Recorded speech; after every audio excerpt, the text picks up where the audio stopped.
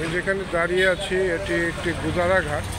এটা হাতিঝিলের রামপুরার এখান থেকে যেই ছোট ছোট লঞ্চগুলো ছেড়ে যায় আপনার কাওরান বাজারের দিকে, এখানেও আজকে যাত্রী নেই, কিন্তু এই অংশটুকু যারা ব্যবহার করেন, বিশেষ করে যারা অফিসে যাতায়াত করেন গুলশান এবং বাড়িধারা, বনানী, ওই সব জায়গায় যারা চাকরি করেন তাদের এই যাতায়াতের এই বাহনটুকু অত্যন্ত উপকারী এবং প্রয়োজনীয়। কিন্তু আজকে তেমন একটা যাত্রী নেই, কারণ এখনও অফিস আদালত খোলেনি। সেই কারণে একটি জাহাজ ওই ছুটে চলে যাচ্ছে। এই রামপুরা জেটি এরকম আপনার গুলশান থেকেও আরেকটি আপনার জেটি আছে, আমরা গুদারাঘাট বলি। এই গুদারাঘাটে প্রতিদিন এখান দিয়েও প্রায় লক্ষ লক্ষ লোক আপনার বিভিন্ন দিকে যাতায়াত করেন। আমি এখানে যারা ডিউটি করেন তাদের একজনের সাথে কথা বলছি। আচ্ছা ভাই, আপনি যে এখানে ডিউটি করেন, এখন তো ঈদের ছুটি, তাই না?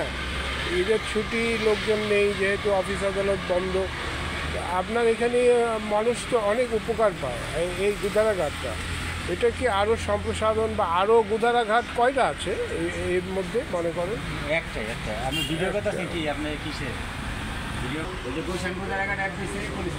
হ্যাঁ, এখানে ভাড়াটা দেখেন, এটা হচ্ছে রামপুরা, এরকম নাকি 5টি জেটি আছে, এখন 4টা আছে। এটা কি আপনি মনে করেন যে যাত্রী যত আসা যাওয়া করে, যতগুলো আপনাদের এই যে কি বলে আপনার এই যে জাহাজ যেগুলো আছে ছোট ছোট, এই স্পিড বোট, এরা কি এনাফ মানে লোকজন যাতায়াত করার জন্য, নাকি এখনও আপনারা পোষাইতে পারছেন না? আপনাদের খরচ দিয়ে আপনাদের আরও যাত্রী দরকার, নাকি যাত্রী যারা আসা যাওয়া করেন তাদের প্রয়োজন?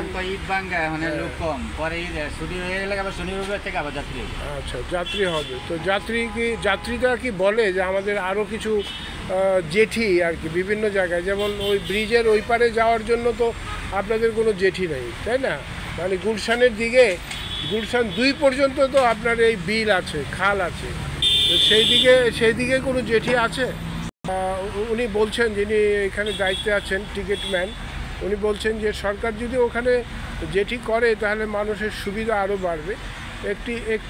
একটি স্পিড বোট, ওয়াটার ট্যাক্সি বলে তারা, এটা বোধহয় থেকে কাওরান বাজার থেকে ফিরে এলো। কিন্তু দেখুন আজকে কিন্তু যাত্রী তেমন একটা নেই, একজন যাত্রী মাত্র ঢুকলেন এই মাত্র। তো পরিশেষে যেই কথাটি আমি বলবো সেটা হচ্ছে যে সরকারকে আরও বিস্তারিত করতে হবে মানুষের, যাতে সুযোগ সুবিধা বাড়ে। আরও জেটি করলে আপনার বিভিন্ন পয়েন্টে জেটি করলে, যেমন এই দিক দিয়ে কিন্তু একদম 2 নম্বর পর্যন্ত, 2 নম্বরে সেই আমেরিকান অ্যাম্বাসির ওই পর্যন্ত যাওয়া যেতে পারে। তাহলে আমরা মেইন রোডের যেই জ্যামটা আছে, বাসের যেই ঝক্কি ঝামেলাগুলো আছে, সেই ঝামেলাগুলো পার হতে পারে। আমরা যদি এই উত্তর দিকে আরও দু একটি জেটি করি তাহলে জনগণের আরও সুবিধা হবে। কাউন্টার থেকে টিকিট কাটেন ভাই, একটু যদি আপনি বলতে দিতে, আপনি তো নিয়মিত এখান থেকে যাতায়াত করেন, আপনার কাছে কি এটা কেমন মনে হয় যে এই জিনিসটা করা যে হয়েছে, এটা আপনাদের কতটুকু উপকারে আসছে? আরও কি জেটি আপনাদের লাগবে মনে হয়? মানে আরও কি এইরকম ঘাট কি করা উচিত? ঘাট করলে মানুষের যাতায়াত বাড়বে। আচ্ছা, সেটাই যে 2 নম্বরে যাওয়ার তো কোনো ব্যবস্থা নেই। আপনি কি মনে করেন যে ওই দিকেও একটা জেঠি এইরকম ঘাট করা যেতে পারে? কিছু হওয়া দরকার, ঠিক আছে, কারণ যাত্রী সংখ্যা অনেক, ঠিক আছে, তখন চারশো দিতে পারে না, তো যাত্রী সংখ্যা ওখান থেকে অনেকাংশ কমবে। ওইদিকে গেলে আপনার একদম আমেরিকান অ্যাম্বাসি পর্যন্ত লোকজন যেতে পারবে, গুলশান 2-এ যেতে পারবে। আমি যাচ্ছি ওইখানে, ঠিক আছে। আচ্ছা, তো ওইখানে দরকার, এই কাজটা দরকার। আমি এখন হাঁটছি হাতিরঝিলে। এখানে দেখুন যে একজন ভদ্রলোক এখানে ওয়েট মাপার একটা মেশিন বসিয়েছেন, এতেও মানুষের উপকার হয়। মানুষ অটোমেটিকভাবে তার ওয়েট এবং হাইট নির্ধারণ করতে পারে। তাছাড়া হাতিরঝিলের যে পরিবেশ, বিভিন্ন ময়লা এবং পরিষ্কার পরিচ্ছন্নতার অভাব তো আছেই, আর ফুটপাত যেগুলো আছে এগুলোর ইটগুলি কেমন উঠে উঠে গেছে।